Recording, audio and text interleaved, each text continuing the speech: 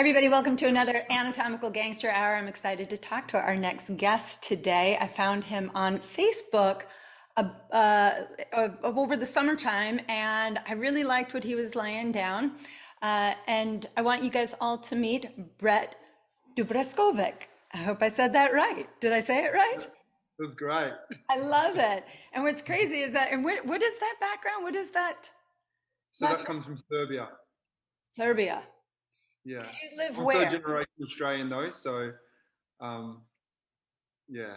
All the way over on the other side of the planet. Well, thanks for coming and hanging out with me today. I really appreciate you. You're welcome. Thanks for Thanks. having me. Thanks. So, one of the things I saw on your page, and you and I have had a little bit of a chat about this, is that you are the creator of purpose coaching, and you created this thing called the Purpose Activation System. And when you and I were talking, what I kind of got the idea was that you're really helping people align with their purpose by understanding the mind and the brain a little bit, but also how perceptions shape our reality and how to create transformation today so that we can live a purposeful life, if I've Hmm. got that right. And so I want you to Yeah. talk a little bit about what this is and what it is like. I guess, I mean, if I had to ask you maybe even just an easy question is like, what is it, a fear that keeps people stuck? Or is it a perception? What is it that gets people into the state, and what is it that you're trying to transform for people? Okay. Great question. I love this. So I just want to first start with that my message is that the most important thing that a human being could ever do in their whole entire life is get clear on their purpose. It was actually a Buddha quote came into my sphere only a few days ago where he said, your purpose is to find your purpose and give your heart and soul to it. And so we are all born with a specific purpose that is as specific to us as our DNA, as our fingerprint, as our voice note. And so as we go throughout our life, though, we can have a tendency to basically take on board other people's expectations, and we have loyalties to other people's opinions from our parents, peers, personal relationships, people we look up to and idolize. And so we listen to all these voices on the outside and we lose the clarity with the voice within. And so this was kind of my journey as well. I was lost, I was confused, I had no clear direction on where my life was going. And this was because I was listening to everyone else outside of me. And so, we have these ideas of what purpose is and what we should do. Like, if we look at the kind of society that we live in, it's only really one specific pathway that I guess we've all been taught. If you look into quantum physics, it states that all matter exists in an infinite state of possibility. And this is just one possibility, the kind of way that we've been all told, the one plan, the one system, the one way. And so I fundamentally, with absolute certainty, know that every single human being is here to forge their own path, create their own title in essence, and lead people down that path as well who are on their journey. And that's one thing I realized as I was looking to so many other people going, is it that thing, or is that thing over there? They're doing something cool. I like that. Maybe it's that. And then I was just constantly second guessing myself, doubting myself, feeling like, that whole imposter syndrome is because not being authentic to who you are. And so, yeah, that was one of the biggest game changers for me when I realized all I have to do is get clear on my purpose. And when I do that, everything changed for me. It's huge, and I mean, I think that almost stems from like our DNA and our culture, especially, I mean, I'm from the United States, and, you're supposed to dress a particular way and you got to get good grades, and then you have to go to college, and you got to get a job, and, make sure that you make money. But I think sometimes the way that we're generating our finances has zero purpose. And then you're just kind of going through the motions, and there's no joy in your life when you're sitting sort of in that stuck state. I think a lot of people probably even have maybe, a problem being who they are by fear of other people judging them. So I would almost think like judgment is the thing that is so fearful to people. Oh my God, I'm going to be judged for being who I am. And when you just finally say, I don't really care what anybody says, I'm just going to be the me inside of this body so that I can thrive and share my gifts. I think that that's a huge takeaway for just about anybody. You know, when we were talking, you had even talked about DNA tagging, which I just thought was awesome. And, you know, again, how we're perceiving what's going on outside of us might not actually be at all useful to our purpose. Can you talk a little bit about that? The DNA tagging Yeah, or? all of it.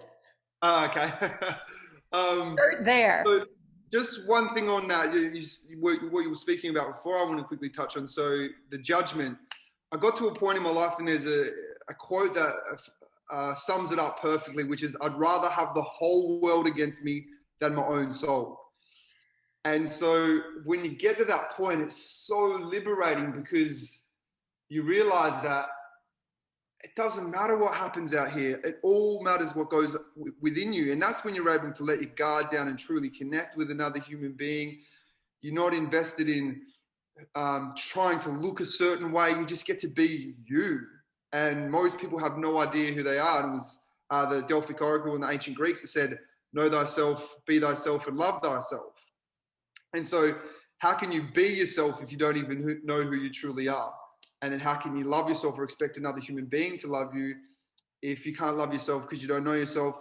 You don't get an opportunity to be yourself. So I think of a lot of ancient wisdom as well. Really, you know, there's a saying that says like ancient wisdom and no, science is climbing the mountain of knowledge only to find like, you know, the ancient wisdom already sitting up there, like the Buddha's already sitting up there saying, hey, what took you so long, you know? But just to share a little bit about the science. So there's a study called the study of axiology, which is really, really fascinating because it's a study of human values. And so everybody within the world, right, every human being has a set of values, things that are most important to them and highest priority to them. So every single human being has this specific, unique hierarchy of values. And what's interesting about that is that they come from what are called our voids. So whatever we perceive is missing in our life. So if we perceive there's love missing, we'll want to get a partner. If we'll perceive there's, you know, wealth missing, we'll go and earn money. But where they actually stem from is this thing called DNA tagging. So at the point of conception, a human being's DNA will be tagged with the voids and the values of their parents. This is why two humans can come from the same parents, the same genetic sequence, but they'll be completely different expressions, right? It's because based upon the values of whatever they, whatever they perceive is missing, and what they value is what's going to basically make that human being, and that actually starts to form within the womb. Then, as we're born into the world, we start to modify and adapt our values to what occurs to us in our environment. And so it's quite fascinating, like, because it's like, have you ever had this situation, right, where you're like tired and you're like, got to pick yourself up and drag yourself to do this particular task, and you're like, oh, I've got to get out of bed and do that thing, that job that I just can't stand, or I've got to go and see that person, and you're kind of dragging yourself through time and space, and you just feel heavy, right? And then there's a time where you might even feel a little bit tired, and someone says, hey, let's go do this amazing thing. And you just feel, all of a sudden you feel lighter, you feel inspired, you feel energized. And so one thing tires you and weighs you down, and the other thing energizes you and lifts you up. And it's all based on our perception. And that actually happens, that ripple effect occurs all the way down to our mitochondria and activates the cell, which is the cell engine. So when that's activated, it's something we're inspired by. And so when we're not inspired and we're, it's something that, we perceive is going to drain us, that is lower on our values. literally that happens at a cellular level as well. And so we're starting to realize this, that at a level of perception, our behavior is demonstrating what it is that is truly most meaningful and inspiring and fulfilling to us. And that's our purpose, why we were actually born into this earth. Because if we look at like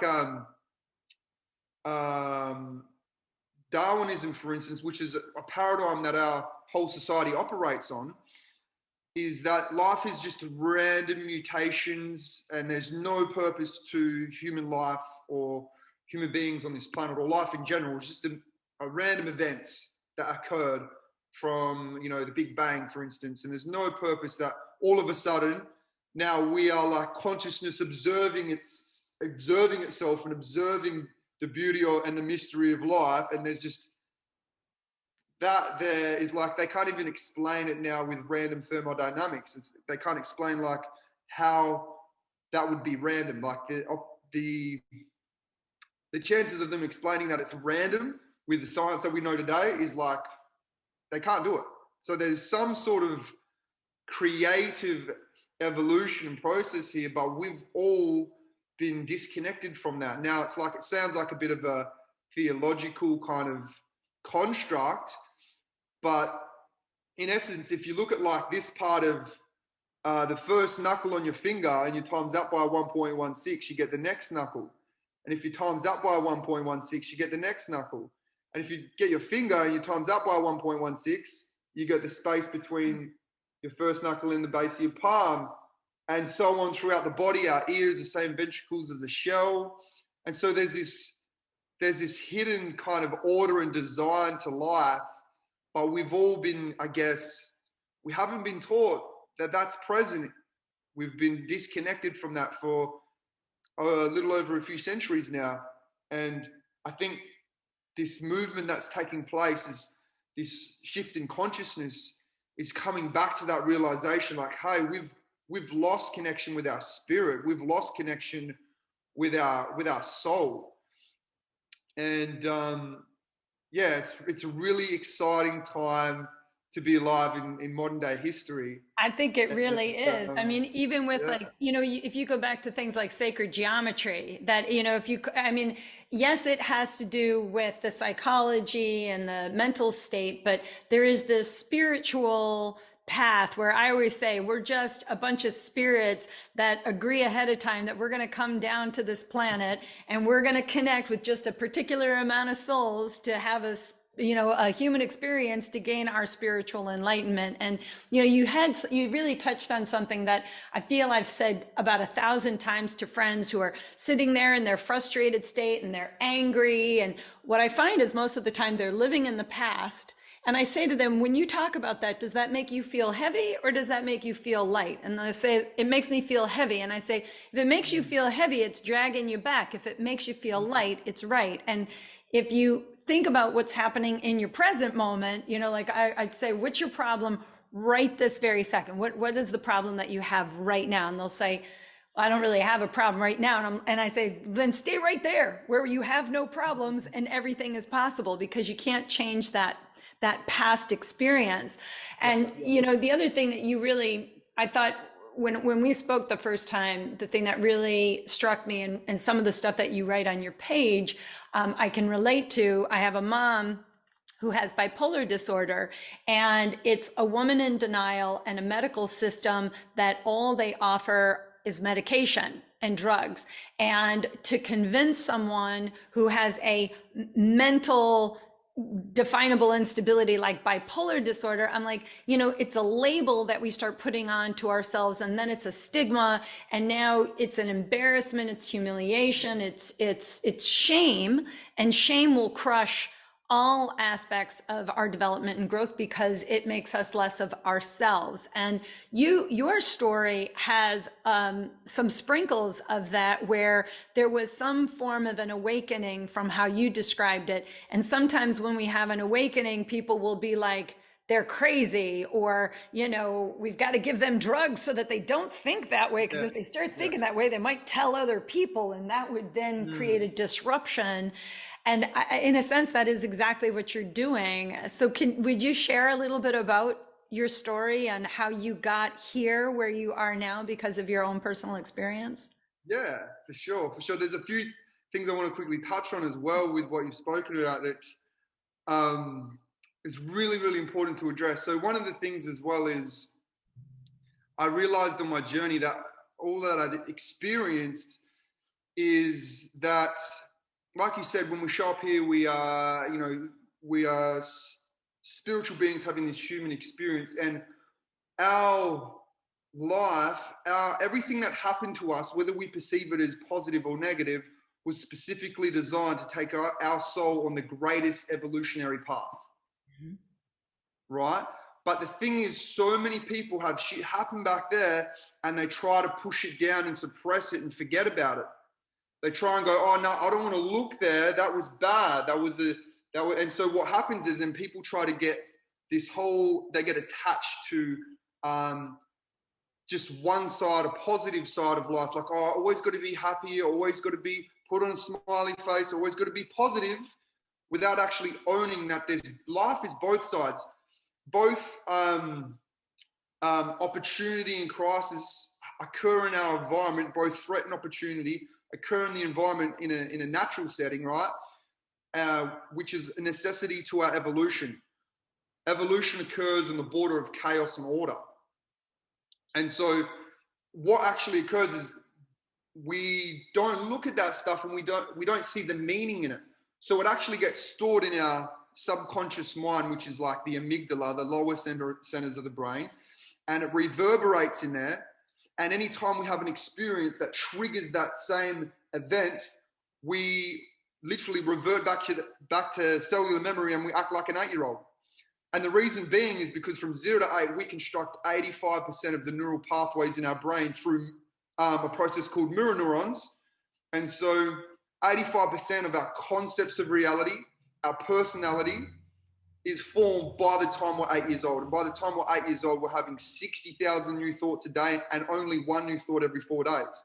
So our future is basically just the past folded in on top of itself, reoccurring, going around in the same cyclical emotional cycles. Would you agree in your life you sometimes have highs where you're up in your emotional states, and then what goes up must come down, right?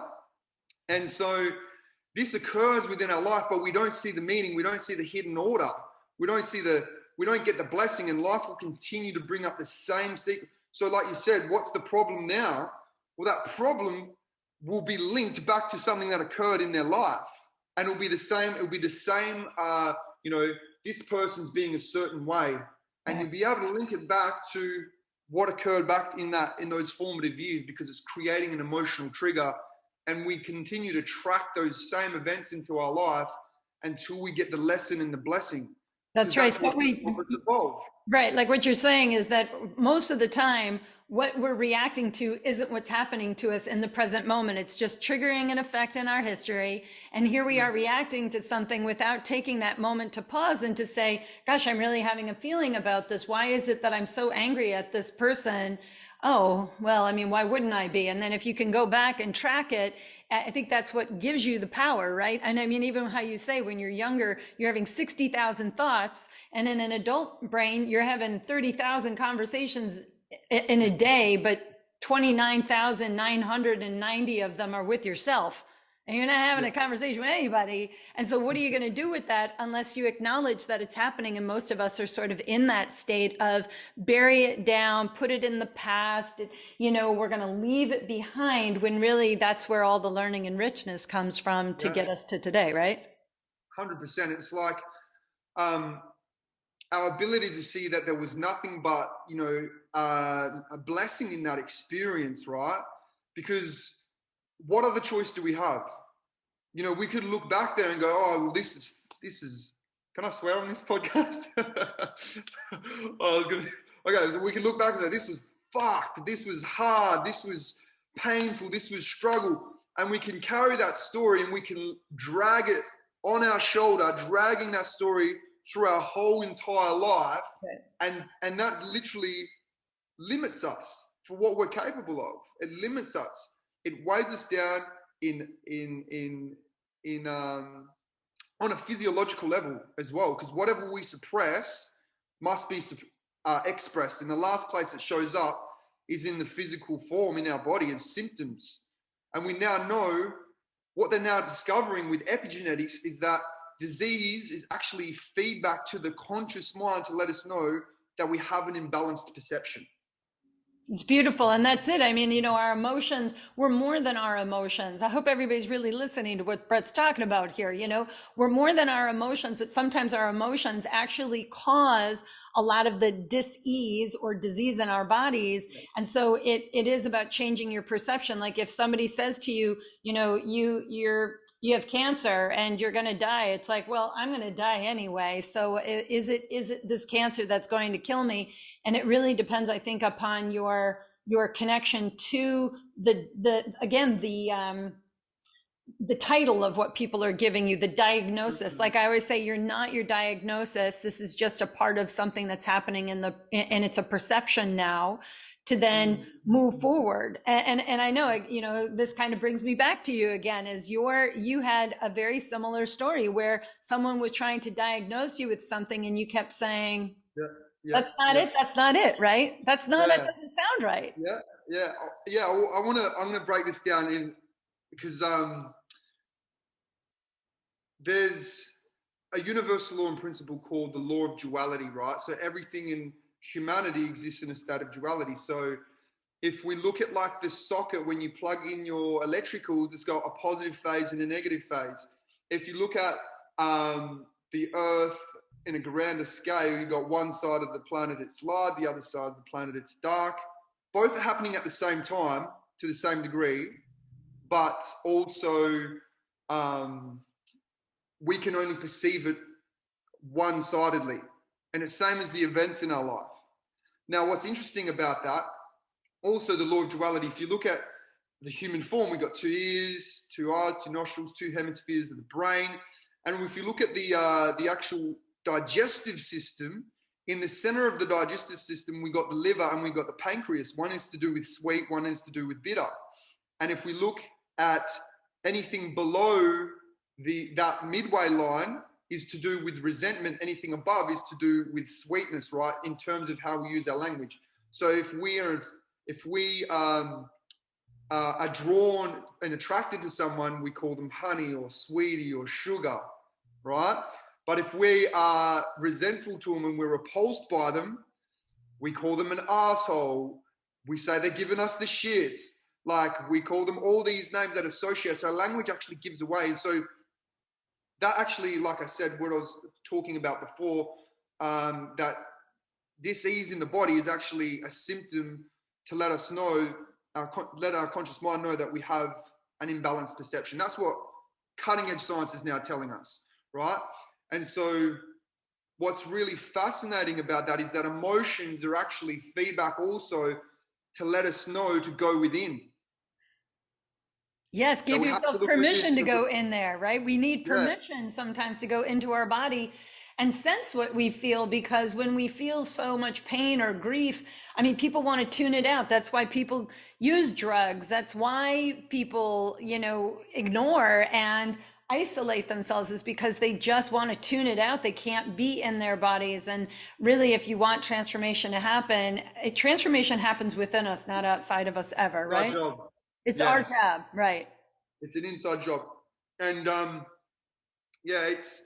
it's a lifelong journey. There's no end destination. I used to get caught up with the end destination so much, but I want to share a little bit about my story with everyone, because I think this could really inspire and help a lot of people. So, growing up as a little boy, my parents were quite young, and they were like the 80s kind of kids. It was all about sex, drugs, and rock and roll. Like my parents were drug users, and there was a lot of violence growing up in the home. So as a little boy, one of my earliest memories is I see my mum and dad like kicking and punching the shit out of each other. And as a little boy, I remember this experience, and I'm just standing there just taking all this information, and I'm just frozen. And I make up this story in my head that, that I was like, if they really cared about me, they would have seen me and stopped. So I felt completely invisible, like I didn't even matter, and like I wasn't even there. And so I made up this story that because I come from this broken home, I couldn't be myself. I could never allow anyone to see that, because what do people think? What would people think? And so throughout school, I actually became the fat kid. And I would sit at lunch by myself, just eating my food. Because my mum, she really was a really loving woman, and she would just pack me this big lunchbox and make sure I was, always well fed as she was. She'd come from Eastern European family. It's this kind of tradition. And so I became the fat kid at school, and I was picked on, I was teased, I was bullied. I remember standing there and they're picking the kids on the sports team, and I would be the last one to get picked. I would be the one literally on the leftover. We got Brett, the fat kid. And so growing up, I felt really isolated and alone and disconnected. And so I've done a lot of work on myself, and it's something that has really driven me. And so my stepdad, who raised me from 18 months old, he would call me fat, and family and friends would laugh. And this is what I mean, where it's important to really get clear, because I could have carried a story around that he was mean and this and that and nasty, but I am so fucking grateful he did, because at 16, I became so driven to change and turn around my body, my health, and I started working out. And it wasn't until later I looked and I go, shit, I didn't want to be the fat dude, because at 16 I realized I've got two pathways right now. I end up being the dude who's 150 kilos playing video games and eating Doritos on the couch, or I can get fit, get healthy, and completely transform my life. And I chose option number 2, and that was just at 16. And I was fortunate enough to, it's a really interesting story, actually. It's New Year's Eve, and my mum and my sister are out partying with their friends, and I'm sitting at home by myself thinking, why don't I have any friends? What's wrong with me? That stuff that runs through our head when we're challenged in life. And to keep my mind occupied, try and push it down, I go into the spare room, which is full of boxes. And I want you to imagine you're with me now. And I just grab the first box, and I start rummaging through this box. I'm like, right, it's going to be something. And I find this printed out article and a calendar. It was 2008 calendar, actually. No, would have been 2004. And I pull out this information, and it's the benefits of drinking water, the top, the benefits of eating healthy, and nutrition 101, and then exercises to lose weight and to lose fat and build muscle. And so I start reading this information, and I'm like, wow, this is great. Like, I feel inspired. I can see myself getting fit and healthy. Sure. And I was like, wow, this information was transforming me as I was absorbing and learning all this stuff. And I was like, this is incredible. Like, this is really mind-blowing information for me at that time. And I got a calendar out, and I marked out Monday, Wednesday, Friday that I was going to do workout every second day, so 3 times a week. I didn't miss a workout for 2 weeks, and I walk into a shop, and my childhood crush, she was a friend of the family, and every time we'd go and visit, she was a little bit older, she had a boyfriend, and I'd always be jealous. And then I bumped into her at the shop, and she's like, oh my God, Brett, you look so different, you look amazing, and gave me a hug. And I was like, oh wow, this is what it feels like to be fit and to be healthy and to look and feel good. Brett, you and I have such a similar background. My dad was somebody who, when I was a young kid, I was a little chubbier, and my dad used to call me a heifer in front of my friends, like a cow, and total humiliation and embarrassment. And then in 8th grade, a boy said to me, you'd be pretty if you lost some weight, which again is like one of those things where you just it's total humiliation, embarrassment. And this gal Nancy and I found a book, and it told us how to eat right and exercise. And I read the book, and over a summertime I lost 30 pounds, and I went into ninth grade standing in front of a group of kids that I had known since kindergarten. And this one boy looks at me and says to my friend Josette, "Aren't you going to introduce your friend to us?" And I was like, "Mike, it's Sue." And he's like, "Sue who?" I said, "Sue Hitzman." And he was like, "What happened to you?" And I was like, I learned about eating right and exercising. And they were like, "Oh my God." I mean, complete transformation. But I think that's it, is when you're young and you can change your form. I think that the thing that also is a part of what you've sort of gone through, and definitely is very similar in my mindset, is that we can change the physical body, but to change the mind actually is in so many ways harder, because we don't even realize how we're perceiving our reality. And it's in the perception and the change in how we're perceiving, which is actually a trick, right? It's actually a piece of the story that most people don't know how to get to that place of catching the perception and realizing it's a trigger, or it's a cycle. It's the same thing that I'm always thinking. It's the same, like, why do I have to date guys that are like that? Or why is it a girl like this? Or why does the job have to look like that?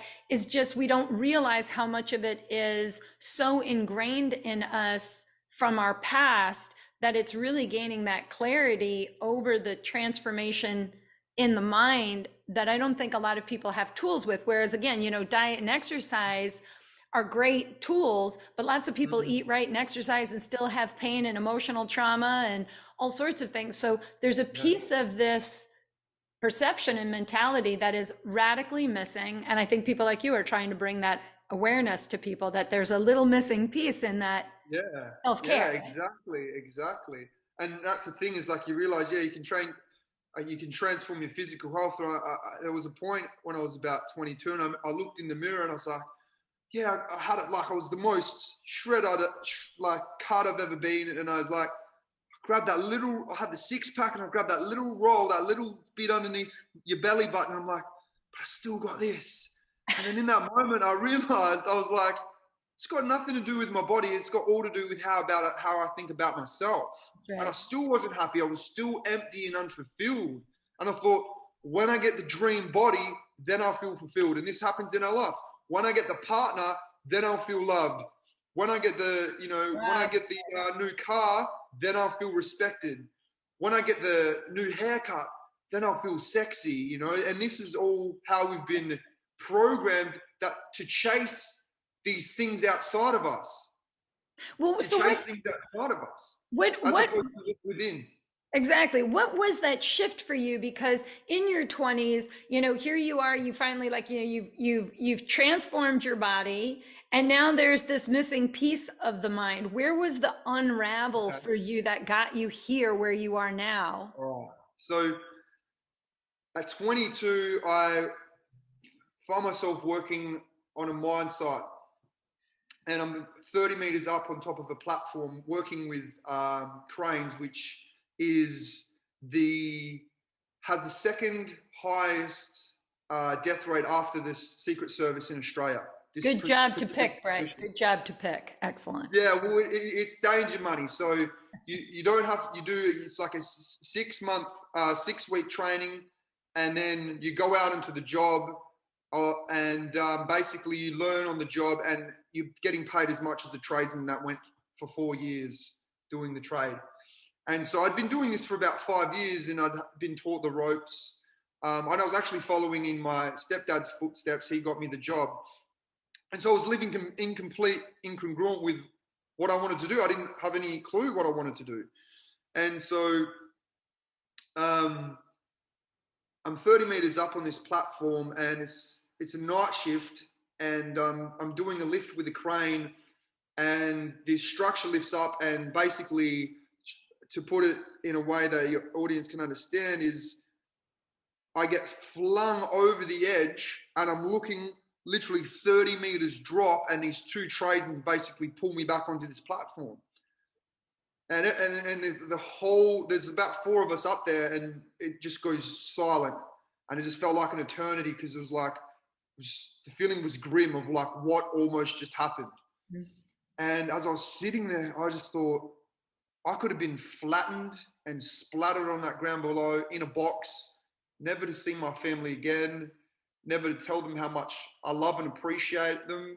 And I thought, what if my life didn't mean anything? What if I didn't matter? And what if I didn't do anything purposeful with my life? And that activated something in me. And for 6 whole nights, I could not sleep. And I finished the job about 3 days after that experience, and I came back down to Perth. And on the 6th night of not being able to sleep, I'm in my at my girlfriend's house at the time, and we're having this really, really intense conversation unfold, and then it's getting late, and she's like, "Just go to bed, just go to sleep, Brett." So I lay down, and I'm trying to go to sleep, and I just keep tossing and turning, and I'm like, I need to go outside, and I get up, turn on the light. She's like, just go to sleep. So I'm like, all right, I'll try again. So I lay down in the bed, and now what happens when you have a near-death experience is there's a gland in our brain called the pineal gland. It's the only part of the brain that doesn't have a hemisphere, right? Rene Descartes called it, who was the philosopher who said, "I think therefore I am," in the 1500s. He was the mathematician that gave way to all of Isaac Newton's theories, right? He said that the pineal gland was the seat of the soul. And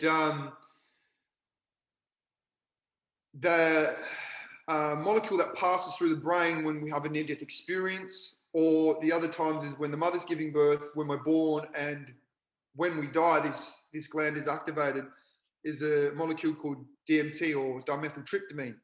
And the only person to ever clinically study this was Dr. Rick Strassman, and he coined it the spirit molecule. It is.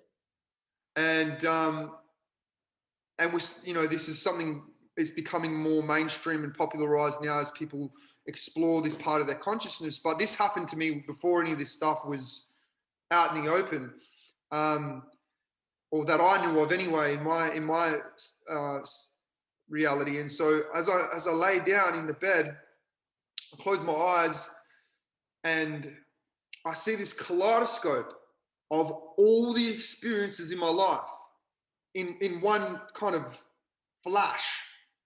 And I go through, and I come back to this experience of where, if you could imagine being born into the world for the first time and seeing light for the very first time, that is what I saw. And it was so vividly real, and it was like this high-pitched ringing, like all the musical instruments playing at the same time. And I felt this sense of just unconditional love. And I literally thought my eyes were, it was like a white light, and my eyes were about to adjust. And I thought I was about to see God or Jesus, or I wasn't born a religious person, but I was like, I literally thought I had died because I didn't sleep.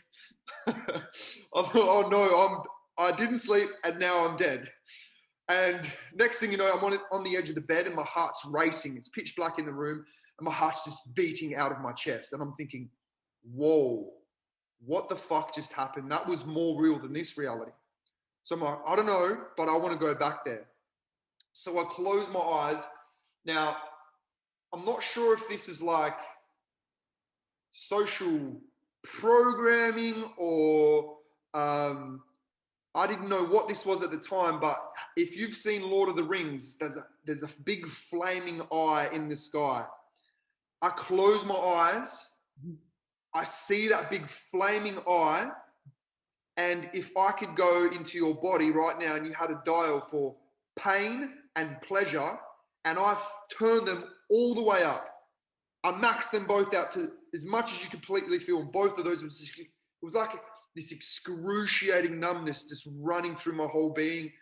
And I just seen this flaming eye, and it was like what I would call the void.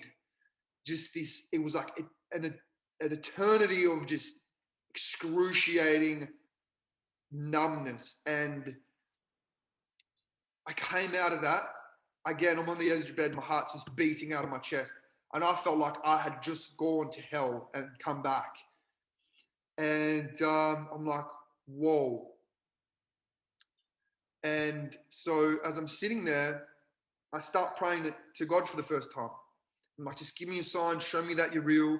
And it's like someone came in to the room called Earth and flicked on the lights, and there was sun beaming through the blinds, there was birds tweeting, and this is a second story house, and the back window opens up over this reserve, and I get up and I walk over to this reserve, and I just tears just start streaming down my face like a waterfall, just streaming down my face, and it's like the edge of my skin had no boundary. I felt connected with everything. I was the trees, I was the birds, I was the universe, and the universe was me.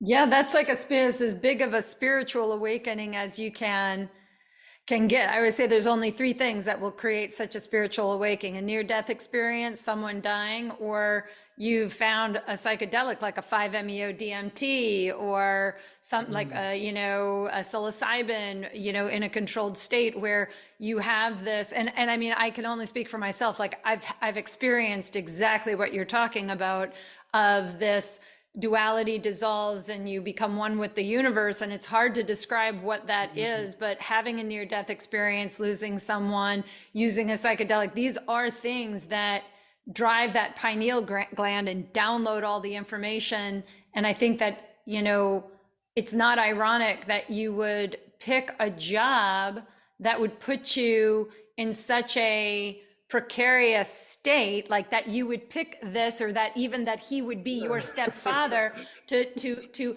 have that moment, because it's almost like you had to get thrown off of something almost to your death to shake you and wake you up. And that lack of sleep is part of that purge. In a sense, it's hard to unravel yourself from that. So from that point, when you finally, like when you came to, did you try to explain that to people at the time? Yeah, well, literally, I hadn't slept for so long, and so I was seeing all these. I don't know. I just started to see the veil of reality was lifted, and I was seeing like the logos that we were all, um, That's sacred identified with, geometry. and the words and everything was just like, and I was like, whoa, this Mhm. whole thing is just fabricated. This Fabricated. whole thing is just an illusion. And so my communication broke down with my family.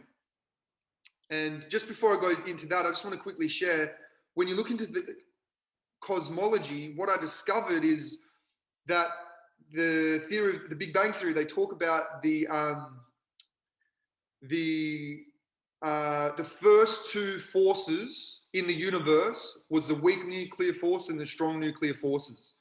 And so what I experienced was like the spark of creation and the void of emptiness for that to take birth. And it was like matter and antimatter. And when I look back on that now, and I was like, whoa, there's great meaning in that, because it was like I literally it's like I went back in time and space, back through all time and space, and there was something really mystical about that experience that I had no idea how to explain at that point in my life. I had no idea what it meant. I had no clue what all that meant. And it's like the duality, feminine and masculine. The polarity, you got good and bad, happy, sad, peace, war, pleasure, pain, positive, negative. Every single human emotion is in fact bipolar. Yes, exactly right.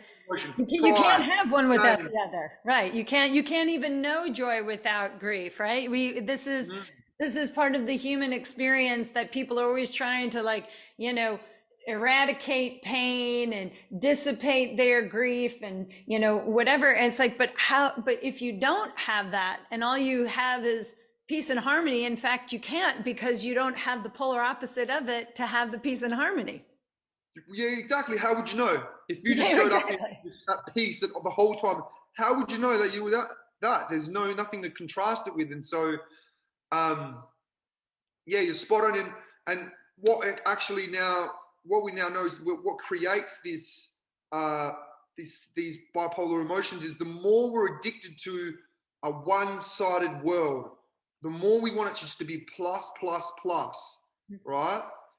Monopolar thinking is what creates bipolar disorder, literally, because we're addicted to life being this one particular side, and that creates a greater oscillation in TikTok between the two polarities within our emotional states. And the more present, the more balanced, the more grateful, the more certain, the more loving we are, the less we are swayed by these emotional states. And that's what we're here to do. And our ability to see both sides is our ability to see, instead of just seeing like one side, to increase our awareness to see both sides, and our ability to see both sides, and like in terms of how fast we can see both sides determines the conscious evolution we've obtained. Sometimes it will take us 5 years and you're like, oh, you're crying, you're like, that person broke up with me, I can't believe this is so heartbreaking. And then 5 years later, you're like, oh, thank God that happened. Exactly. Well, and that's it, right? In our sorrow and our suffering comes the awakening, right? You can't, it's, like for every relationship we have, there's these great lessons. And again, if we can look back and not ruminate in the past, but reflect on it and bring it back to the present moment where everything is happening and transformation is possible, it's in those relationships that gets us to this place where, again, the swing from pure joy to grief is really having the gratitude and the present moment, that if the more you sit in that place, the less the harshness is of the swing. And every time some radical trauma happens, you can still come back to center. And I had that happen when my husband died. Is it unravels you and you think, my God, my whole world is like not what I perceive, but in fact, it's everything that I perceived. And maybe that is something I needed to learn, to have just such a drastic piece of suffering from maybe I just needed it now for whatever reason, I don't know, but I just know that the universe has my back, and that it had to happen for my spiritual awakening. Mm-hmm. Right. I think that's a big thing. So, okay. So because we only have a little bit of time left, I want to talk about this. So you create, out of all of the stuff that's happened to you, and then of course, you had shared with me, then suddenly you're not sleeping and you're having these visions. Yeah, I'll finish the story. Please. So what happened was, communication broke down in my family, and, the next thing I'm at my grandmother's house, and they're like, Brett, what is going on? And I'm just staring off into space. I'm not even there with them. And they're like, and then the next thing I'm startled, and there's paramedics there, and they're like, Brett, we think you should come with us. I'm like, and I just something was just calling me just to go with them. And at the same time, there was a part of me that was like, no, this doesn't feel right, but I was still getting called there. So I'm in the ambulance and they drive me, and I'm in the emergency waiting room, and I'm just in a bit of a daze. Finally, they take me to an emergency bed, and a nurse walks in. She's like, in my perception at the time, and I still remember this, is like, it sounded so creepy. She's like, Brett, we're going to put you to sleep now. And I'm thinking, I haven't slept for 6 days. So paranoia is kicking in. I'm thinking, I'm awake. Yes, I'm awake. I don't want to go to sleep. Yeah, she's like, is she going to put me down? Is this what they say to animals before they take them to the vet? She's like, and so I'm laying there, and obviously they sedate me, and I wake up and I'm dazed, and I'm thinking, oh, this is like a bad dream or a bad movie, and I'm got all these cords hanging out of me. I'm like, this is like a weird nightmare. So I pull out these cords out of my arms, get out of the bed, and I walk outside the little curtain. And as I walk outside the curtain, to my left, standing outside the curtain is a security guard. And I'm like, he's like, where do you think you're going? I'm like, oh, I'm going home. And then it's like my worst nightmare is coming true, and I've got 5 male nurses on top of me, and I'm pleading for my life. They're wrestling me, and I'm just pleading with them. Why are you doing this? I haven't hurt myself. I haven't hurt anybody else. Why are you doing this? Why are you doing this? And it's literally just falling upon deaf ears. And they drag me and to this doorway, and it's this little white room with a bed, and I'm gripping onto this doorway, and they're just pushing me into there.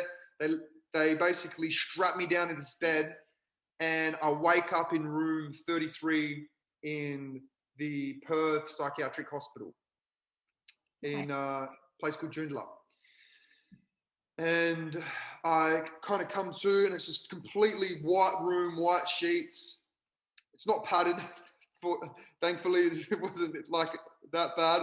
But the door's open, and I walk outside the door, and if you could imagine, there was windows from the floor to the roof, and a hallway to my right that went a corridor to my right that went up. And as I look out the window, I just see this barren brick wall, and then it's got above it 9 feet of just steel fence. And I'm just like, Wow, yeah, my you're life is trapped. over. Your life is over. It's a trapping, right? I mean, it's an awakening that then is suppressed by the field that is supposed to be helping us with our medical health. They're just Well, stuffing it down, right? there's some insight to this, right? So I I kind of turn around and I see I'm in room 33, and that kind of just gave me some meaning. I was like, all right, 33. What is 33, right? 33? Well, we're the third planet from the sun, and there's all these threes within our life, and three is a sacred number, and I'm like, okay. And so I just literally thought, I'm going to be carrying this monkey around on my back for the rest of my life, and I'm going to be dragging it around with me. And I go and I see doctor after doctor, and each one of them says, "Oh, Brett, you got manic depression." And I look them dead in the eyes and I say, "I don't believe in your labels." And then it was weird because then the next day, a different doctor would come in.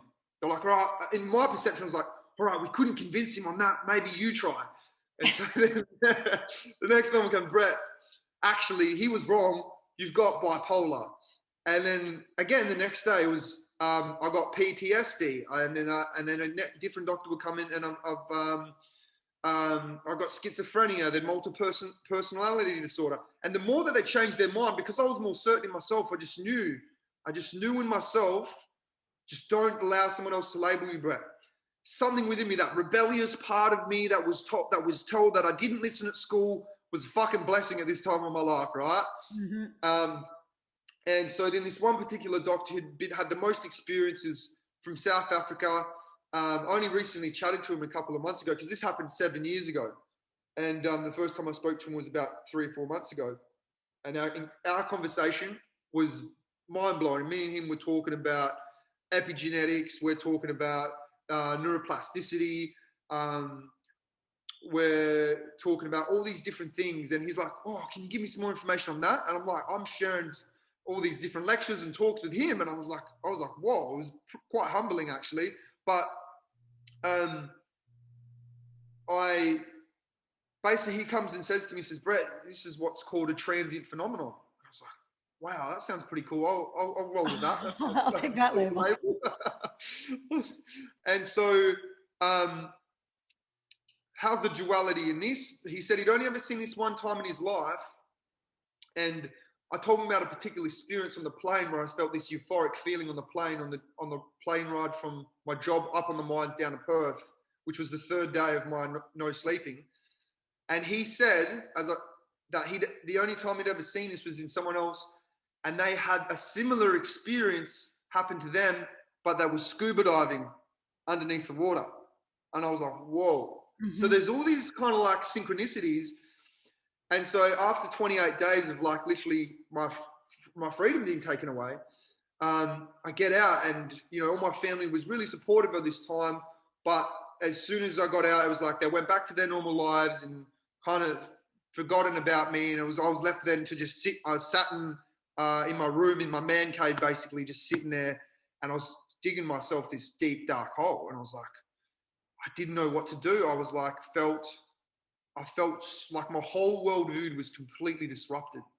Everything I knew was completely just shook so much. Like I was literally pinned down for the first week that I was there, because I refused to take their drugs, and they jabbed me in the ass. And I actually, during the meditation, I went back to that experience, and I just felt so much unconditional love for these people, because they were doing all that they knew was right for me at that time. They were loving me with all their heart. I could just feel it. They were just saying, "Fuck, I can't. This is hard for us to do this, but this is all we know. This is the only tools we have." And at that time, after I'd gotten out, I read this article, and a shaman walks through a psychiatric ward, and he says, these are people with gifts. There's just no initiation in the modern world. That's right. There is no initiation in the modern world for what you're going through. And the fact that you can come to that place of compassion for the very people who are just doing their jobs, they're just doing what they know. I know a lot of clients of mine will say, why doesn't the medical practice know more about this? And I said, they don't practice prevention or knowledge or awakening. They practice cure for a thing through drugs and chemicals. That's their job. Well, it's all part of evolution, right? Because at the end of the day, like, I'm glad it wasn't 50 years ago and they lobotomized me. Like, and in another 100 years' time, that it's going to be more evolved than what it is today. And so, yeah, well, I trust that life is evolution, and we perceive, we can perceive that things aren't, but every single positive and negative experience is guiding us towards that point of evolution, which is going to help us evolve and adapt and grow. So, yeah, like, that's what you're doing. That is what you're doing, right? Is that all of these things have actually given you the awakening of your purpose, which is what this purpose activation system is that you developed and you're trying to bring to other people. Can you talk a little bit about that, about what you offer to people to also to help them? Yeah, for sure. I just before I go into that, I just want to kind of round off that story. So after that, that one piece of information, that's where I started learning about the pineal gland and Buddhism, then and then meditation, and then eventually I found Dr. Joe Dispenza's work, and I went over to Mexico. And in 2016, 2 years after my event, I heard him speak for the first time. I'm like, I need to meet this guy and tell him what happened to me. So I sit down at dinner with him in one of the only 5-star diamond resorts in Mexico. I went over there and went on one of the world's largest ships and sat with some of the greatest minds, because I was willing to pay whatever price and do whatever it took to actually learn from some of the greatest educators, because I knew that I just felt I was listening to the call. I was listening to the call within my heart. It was just leading me, and I was trusting it, and I was surrendering to it, and I was following that call. And so as I sat down at dinner with him, I told him my story, and he said, Brett, don't let that story define you, let it empower you. And that's when I realized I have to get grateful for this occurrence. I have to see the hidden blessing. And I sat there and I would meditate on it, and I would see and feel all my family showing up for me. And like, that would literally just bring me to tears of love that I hadn't felt from them before. And that experience completely transformed my life, because it showed me how to actually see the hidden blessing, how to look for the divine order that is occurring within our lives, and how to seek that out. And so after that experience, and about 12 months ago, me and one of my really close friends, we got the opportunity to set up a 20-bedroom retreat center in the Perth Hills on 52 acres. And we just built out the whole gardens. We built out edible gardens. We had goji berries, gooseberries, blackberries, strawberries. And then we held our first event, and in January of 2021, and then literally the 1st of February, we had bushfires come through, the WA bushfires come through and burn it down. And I had to evacuate. The building, and I had nothing but a backpack full of notes, notepads and journals, my laptop, my guitar, and the clothes on my back. Mm-hmm. And I'm in my friend's kitchen, and I sit down and I do my process that I created, called the identify and dissolve method, which is step one of my process. And I sat down and I was like, I have to identify what is the perception here, right? And I have to dissolve it by getting grateful for what occurred. And I knew that if I didn't, I'd still be carrying that story of what if, or this shouldn't happen, why did life happen to me? And my friends, they don't see the power in changing their perception. They're still caught in the story. And I've gone on to create this. I've launched everything I was going to launch there in an online format called, my program is a 6-week course called Discover Your Purpose. And that's where I break down this three-step system. And now I've got clients from all over the world. I've got clients in America, South Africa. I've got clients in Wales, all throughout Australia. And I've got clients from China. Like it's really, really, really, really empowering to see that. I was like, this is time to share this with the world, because as I sat in my friend's kitchen and I got clear, and I'm like, all right, this is a catalyst for me to grow, to put this out there online and show up in a greater way and be vulnerable and actually show people, like, no matter what's going on in your life, if I can stay grounded and present throughout this challenge, my whole house and my whole vision burning down, then you can get through what you're going through. So I just started showing up with that, and I didn't know where ultimately where this was going to lead, because I just knew that if I just kept showing up. And then as I'm reading through some of my journals, I'd realized that all the information I'd been learning for the last 7 years was about purpose. And I was like, holy smokes. I was like, wow. So what's really important to understand when it comes to purpose, that the ancient Greeks knew how important this was, and they created a whole study on it called teleology, which was the study of meaning and purpose. Now, they called your purpose your telos, right? And that is your highest value. That's the thing that's most important and meaningful and inspiring to you. And so this telos, when you do anything that aligns with your telos, there's a part of the brain called the telencephalon. And that's where we have the most retention of information, the most intention, and the most attention. So meaning we have the most retention. So all the thoughts, the memories, everything that you remember, all the information that you've learned, all the different things is the stuff that you remember the most is aligned with your purpose. Yes, well, So the that's really cerebrum, right? important. The end brain, that's your telencephalon. I mean, it plays the role in most of our brain's activity. So it's kind of an entire division of the nervous system, then a part of the brain. But you're right. I mean, like, that's the connectivity that creates the awakening of the self. It is what will get you into the conscious place of self, is through that part of our brain, right? I mean, that's what it is. 100%, right? And so, like, whether we perceive an event positive or negative, what happens is when we have an experience in our life, the reason we make a memory is because there was an our emotions heightened. This is why Right. music can trigger memories and things like that. Scent, And right? so Smell. anytime whatever we remember is specifically, right, linked to our purpose.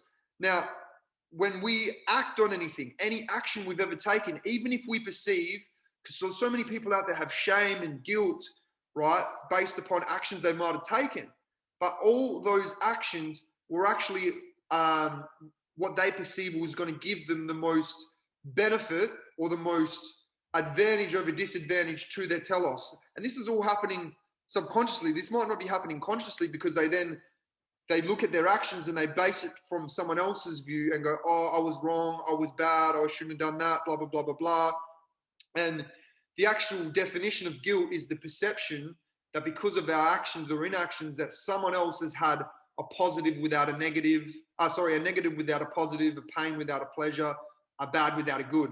But in actuality, if we understand the laws of duality, that isn't even possible, because both occur at the same time. Whatever you perceive someone didn't get, they were also getting somewhere else. And so our nervous system will move and will have the greatest intention, right, for anything that aligns with our purpose. So every action, we might look at our past careers and go, these are all just different, like random things. But there's a common thread. So to look through that, look at all the teachers that you have, look at all the music that moves you, that brings you to a space of, that inspires you. Clarity. The words, and you pay attention to the study of your own being, which is the study of ontology.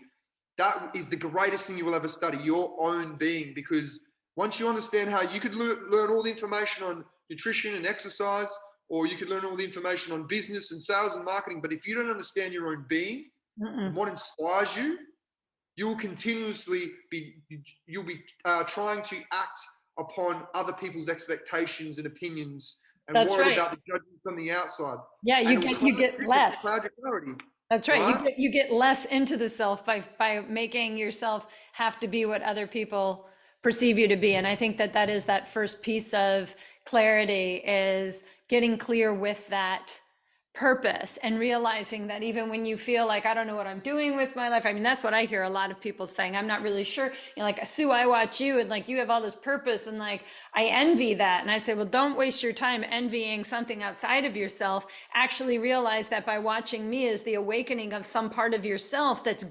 gagging for somebody to just express it, that we all have a purpose, even when you don't think that you do. There is purpose to everyone's life, and it's connecting with the other like-minded souls to elevate that, which, again, I always say anybody that kind of comes through my path that is like a spark is to me on a purposeful path, because like likes like, and so it brings us all together to share the work and knowledge Mhm. for people. So Brett, I want you to tell everybody, because I mean I could speak to you for like another hour on all of this, and I want you to Yeah. be able to tell people where can they find out more about your the purpose coaching and the purpose activation system. How can people connect with you and learn more from you and be a part of your community?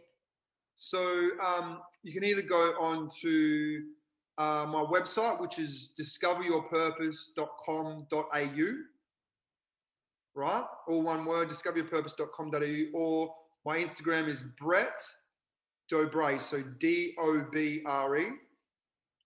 Um, those places you can find me pretty easily, and that'll obviously have some more information in there, so that people can, ultimately, like I said, one of the most powerful things we can do. We've been told that we need to chase money, we need to, do this, but when we're clear on our purpose, that part of the brain lights up, and that's where we have the most creativity, the most strategic thinking, our true authentic expression, our inspiration. We're inspired, and people want to be around people who are inspired. We have a vision, is our vision, and our I guess our long-term purpose of why we're here and what we want to dedicate our life to. And if you look at any influential human being throughout history, any wealthy person, anyone who's made a difference, anyone who's left a mark in history, they all have one thing in common, one common thread. They were all clear on their purpose, and they didn't let the outside world dictate that what that should look like. That's right. I love it. Well, I hope that all of you guys have really enjoyed listening to this conversation. And I hope it inspires everybody who listens to figure out better ways to get clear with their purpose, because I think that that is where real joy and meaning come from. And it's in the connections with people like you that I always feel so much more sure that my purpose is clear and in path and in flow, because it couldn't not be by meeting people like you. So I just really appreciate everything that you're doing. And although we didn't get to do my 2020 World Tour in 2022, when I get out to Australia, I'm going to look you up, and I want you to come to one of our events and come and hang out with our community, to which I think would just embrace every last bit of it. And I look so forward to meeting you in person. And anytime you come out to the States, you'll let us know. Come out and hang out, Florida or New York. We're here. 100%. So Can't wait. I'm wonderful to looking meet forward to it you. as well. Thank you so much. And everybody, when we're done with this show, you'll see the notes and everything, so that you can connect with Brett and find out what your purpose is and empower yourself to lead a better life. For another Anatomical Gangster, I'm Sue Hitzman. See you later.